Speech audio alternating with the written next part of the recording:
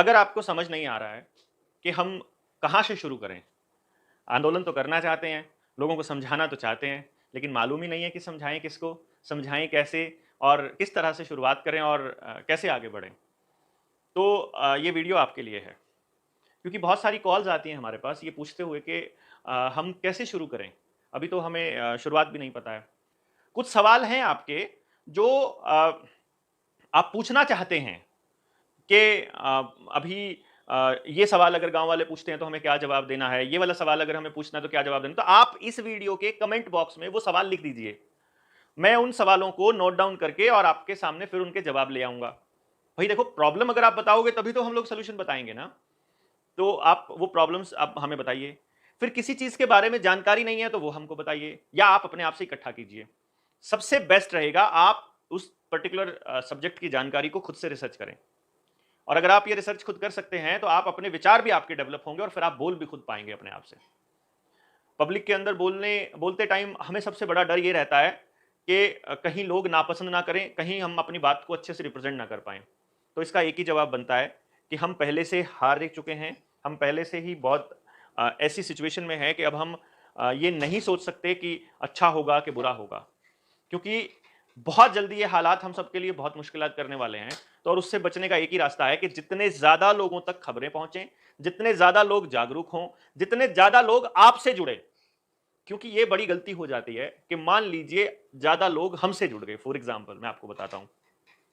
तो इसका मतलब क्या होगा कि सिर्फ़ एक संगठन से जुड़ गए, जनता सरकार मोर्चा से, और अगर जनता सरकार मोर्चा अगर गलत हो गया तो? अगर आप देवेंद्र बल्हारा से जुड़ गए और देवेंद्र बल्हारा गलत हो गया तो ये गड़बड़ हो जाएगी ना। ये जो गड़बड़ हो रही है ना इस समाज के अंदर, ये इसीलिए हो रही है कि करिश्माई पॉलिटिक्स चल रही है पूरी दुनिया के अंदर। एक आदमी को करिश्माई बनाया जाता है, उसका व्यक्तित्व जो है वो दिखाया जाता है मीडिया के जरिए और आपके दिमाग के ऊपर वो छा जाता है और आप उसे फिर उस जगह पे बिठा देते हैं जिसकी जितनी उसकी औकात नहीं थी। अब कोई भी है, मतलब इसमें किसी का मतलब मैं अपने से शुरुआत करके एंडलेस ये वो बनेगी, रिपोर्ट बनेगी, लेकिन कोई भी है, कोई भी करिश्माई आदमी नहीं होता है। हर एक बंदा इंसान का पुत्र है, ढेरों उसने गलतियां करी होती हैं, ढेरों उसके अंदर कमियां होती हैं। आपको केवल उसका विजन देखना है और फिर उसका आचरण देखना है। और जैसे ही आप उसके विजन और उसके आचरण में डिफरेंस महसूस करें, बोलिए। पता रहना चाहिए, जैसे हम जैसे लोगों के ऊपर एक प्रेशर रहना चाहिए कि दुनिया क्या कहेगी, लोग क्या कहेंगे। सरकार ने बड़ा खेल खेला हुआ है कि वो उधर से कुछ कर देती है तो उसको इस चीज की चिंता नहीं है कि लोग क्या कहेंगे, क्योंकि तड़ी पार बहुत पहले ये अनाउंस कर चुका है कि हमारे पास 80 लाख व्हाट्सएप ग्रुप हैं, जब चाहे देश के अंदर दंगा करा दें। इसका मतलब क्या हुआ? आपके पास सूचना को आगे लेकर जाने का कोई साधन नहीं है और ये आपको बनाना पड़ेगा। फिर डॉट्स जब अगर मिलानी है आपको, उसके लिए आपको डॉट्स पता होनी चाहिए, वो मैं समय समय पे आपको खबरें देता रहता हूं। जानकारियां आपको इकट्ठी करनी होंगी। तो ये नए लोगों के लिए है जिन्होंने अभी शुरू किया है। तो सबसे पहले आपके पास एक आपका टास्क बनता है, find the people on the same page as you are on. मेरा मतलब है कि आप जैसा सोचते हैं, अपने जैसे सोचने वाले लोगों की लिस्ट तैयार कीजिए और ढूंढिए कौन कौन लोग हैं, कहां कहां हैं। जैसे शुरुआत में जब मैं आपको बताता हूं 2 अक्टूबर 2020 में, यानी कि लॉकडाउन लगने के 6 महीने बाद जब कॉल हुई नेशनल लेवल की, तो दिल्ली में जंतर मंतर पर केवल 62 लोग इकट्ठा हुए थे। और आज 62 लोग, किसी गांव में भी जाओ तो वहां भी 500 लोग इकट्ठा होते हैं। तो सोचिए आंदोलन कितने बड़े लेवल पे जा चुका है। पब्लिक को ये मालूम है। हमें शांति इस बात की, जैसे कई बार ना आपको ऐसा लगता है, आपको ऐसा लगेगा कि लोग सुनने को तैयार नहीं है। पहले तो इस लाइन पे कांटा मारिए, क्रॉस करिए। लोग नहीं, कुछ लोग। और वो कुछ कितने लोग हैं उसका नंबर अगर आप देखोगे ना, तो आपको कुछ नहीं करना है। सिंपल एक काम करिए, 2014 में किसी पॉलिटिकल पार्टी के, यानी कि जिस पॉलिटिकल पार्टी की आप बात कर रहे हो, उसका पता करिए 2014 में उसको कितनी वोट मिली थी, 2009 में कितनी मिली थी और 2019 में कितनी मिली थी। तो आपको मालूम पड़ जाएगा पूरी कहानी का। मान लीजिए हम बीजेपी की ही बात कर लेते हैं, तो 2009 में 24% वोट मिली थी बीजेपी को, 24% वोट। और इसके अंदर कौन लोग थे? जो हार्डकोर भाजपाई थे। लाल कृष्ण आडवाणी को उस टाइम प्रधानमंत्री का उम्मीदवार बनाया गया था, लेकिन 2014 में जब नरेंद्र मोदी प्रधानमंत्री थे तो 31% वोट मिले थे। और आपने देखा होगा सारे टेलीविजन ने, अन्ना के आंदोलन ने, रामदेव के आंदोलन ने, 2G घोटाले ने, स्पेक्ट्रम घोटाले के साथ साथ कोयला कोल स्कैम ने, और दुनिया जहान की स्कैम्स जब कांग्रेस के खिलाफ पूरी मीडिया खड़ी थी, उस टाइम पे भी केवल 7% लोग ही भाजपा के लिए एक्स्ट्रा जुटा पाए थे। यानी यहां से आपको समझना होगा कि केवल 7% मोदी भक्त हैं, और आपको वो दुनिया लगती है क्योंकि इनके पास ऑर्गेनाइज्ड सेक्टर है सूचनाओं को प्रदान करने का। इसलिए आपके ग्रुप में अगर आप एक पोस्ट डालते हैं किसी चीज से रिलेटेड, तो इनके कमल गट्टे 4-4 5-5 डाल देते हैं। तो आपको लगता है कि लोग ऐसा सोचते हैं। वो लोग नहीं है, वो किराए पे बैठाए हुए आईटी सेल के पालतू कुत्ते हैं। वो आपकी तरह आंदोलनकारी नहीं है जो बीजेपी को डिफेंड करने के लिए भक्ति दिखा रहे हैं बीजेपी की। नहीं, उनको पैसा मिलता है, प्रति ट्वीट 2 रुपए, प्रति कमेंट 2 रुपए, ये रेट है इनका जो वहां बैठते हैं। आईटी सेल के बहुत सारे लोग हैं हमारे जानकार, तो ये तो कमेंट में और उनको दिए जाते हैं कि अगर कुछ भी आया हो उनको वही कमेंट करना है। तो फिर आप ये देखिए कि आपका रोल क्या रहेगा, आपके जो इस पूरे के पूरे प्रोग्राम के अंदर आपका रोल क्या रहेगा। यानी कि आप क्या कर सकते हैं सबसे बढ़िया। अगर आप टीचर हैं तो आप ट्रेनिंग पार्ट को हैंडल कर सकते हैं, अगर आप रिसर्चर हैं तो वो पार्ट ले सकते हैं, अगर आप संगठन में आपकी स्पेशलिटी है तो आप वो वाला पार्ट कर सकते हैं। तो जो भी पार्ट आप बेस्ट कर सकते हैं वो रोल अपना सेलेक्ट कीजिए और बोलिए कि मैं इतने दिन आ सकता हूँ, इतना टाइम लगा सकते हैं, अपने ग्रुप्स में चर्चा कीजिए। और अगर आप अकेले हैं ना, तो आप अपने गांव में जाके 10-20 लोगों से शुरू कीजिए। अब जैसे इस बूटी का साइड इफेक्ट है कि इससे नपुंसकता आ रही है, तो आपको कुछ नहीं करना है। आप अपनी माओं को अगर बताएंगे अपने गांव में जाके या अपने शहरों में जाकर के, तो वो अपने बच्चों को अपने आप बचा लेंगी। लेकिन उनको पता ही नहीं होगा तो फिर क्या करें। जैसे कल मैं एक स्टोर पे खड़ा था, तो वहां पे मैंने जब जिक्र किया तो वो जो खड़ी थी लेडी, हाँ ऐसे मैं तो कल बेटे को बोलने वाली थी कि लगवा लेना, आप तो बोल दूंगी नहीं लगवाना है, तो हो गया बात खत्म। आपको समझाना ही तो है, उसके बाद भी कोई लगवाता है तो देखिए हमारा काम तो नहीं है ना जबरदस्ती उनको रोकना। तो नेक्स्ट आप रेगुलर मीटिंग्स करिए फीडबैक के लिए, स्ट्रेटजीज के लिए, क्योंकि जब आपको फीडबैक मिलेगा ना कि लोग क्या कह रहे हैं, लोगों की क्या प्रॉब्लम्स हैं, वो किस तरह की प्रॉब्लम्स से जूझ रहे हैं, किस तरह के सवाल आ रहे हैं, आप उन सवालों को इस वीडियो के कमेंट बॉक्स में लिख दीजिए, ताकि मैं उन सवालों को उठा करके और उनके जवाब से एक वीडियो बना दूंगा। आप तक वो खबर पहुंच जाएगी कि वो वीडियो बन रही है, तो जो स्ट्रेटजीज बनेंगी वो उस हिसाब से बनेंगी। आपको अपने आसपास अपनी एक टीम तैयार करनी, ये बहुत खास चीज है, सबसे ज्यादा जरूरी जो आपको ध्यान में रखनी है। और एक्टिविटीज आपको करनी है। एक्टिविटीज में जैसे सेमिनार हो गया, डेटाबेस तैयार करना हो गया। डेटाबेस की स्पेलिंग गलत हो गई हमसे यहाँ पे, मैं इसको ठीक कर देता हूँ, सॉरी। मतलब अरे डेटाबेस नहीं था, ये डिबेट्स था, सॉरी।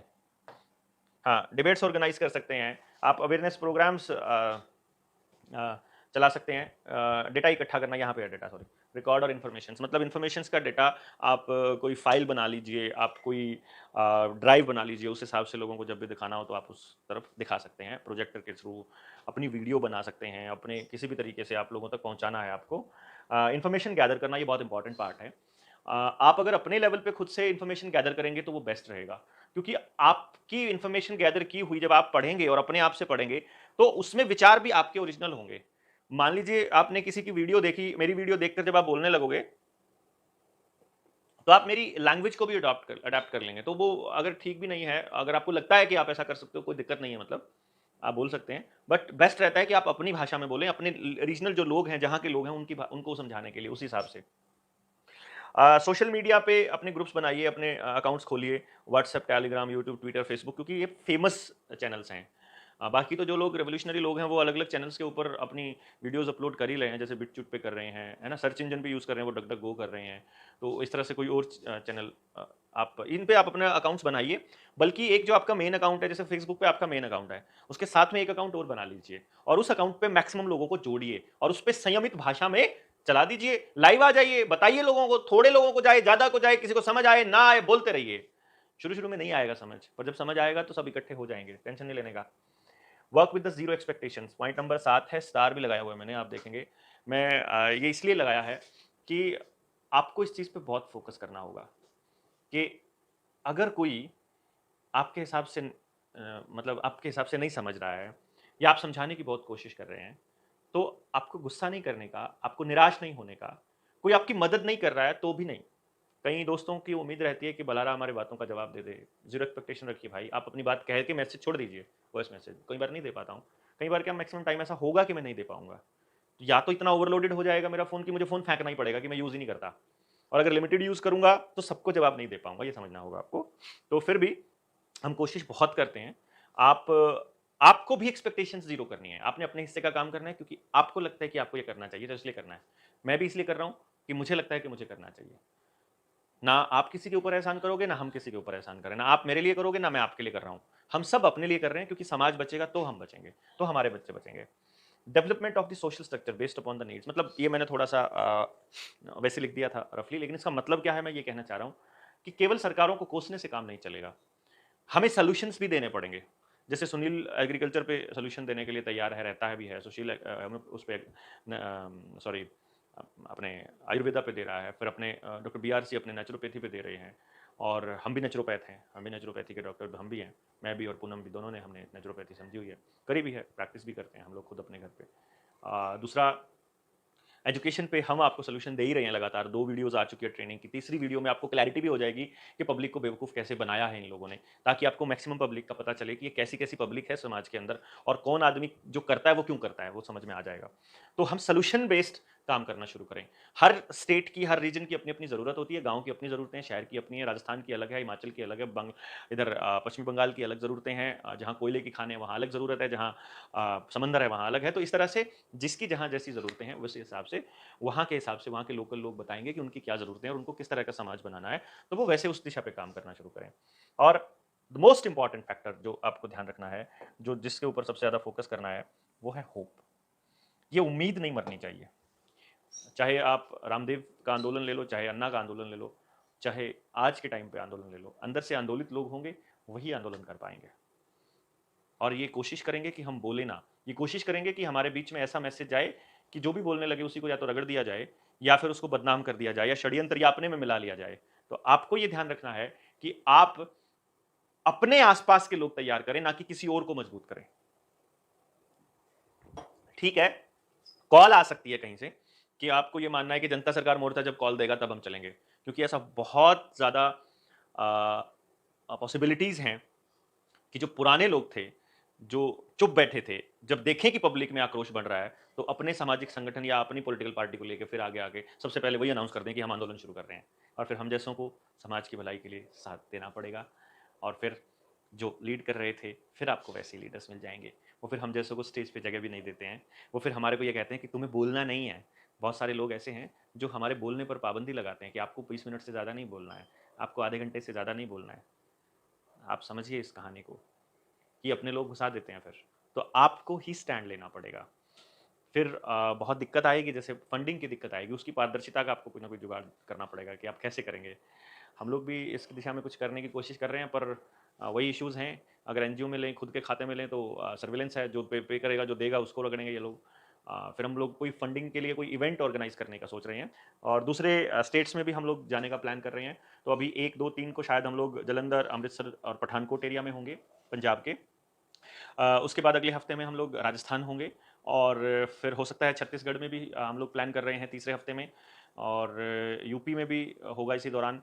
तो अब पूरे भारत में आंदोलन की बयार मतलब एक तरह से फूटेगी, और आप लोगों को इसलिए अपने आसपास लोग तैयार रखने हैं कि जब भी कॉल आती है, जब भी हम में से किसी के ऊपर सरकार अत्याचार करना कोशिश करती है, हमें एक साथ आकर के सरकार को उसकी औकात याद दिलानी है, और इकट्ठे होकर के हम एक नए भारत का निर्माण करेंगे, जिसके अंदर ये सब कबाड़ा नहीं होगा। जब आप एजुकेशन वाली वो ट्रेनिंग पूरी कर लेंगे, तो आपको लगेगा कि हम वाकई में ऐसा कर सकते हैं, और इस उम्मीद में कि हम साथ आकर के करेंगे। नए लोगों को सवाल जितने हैं वो सारे कमेंट बॉक्स में लिख डालिए।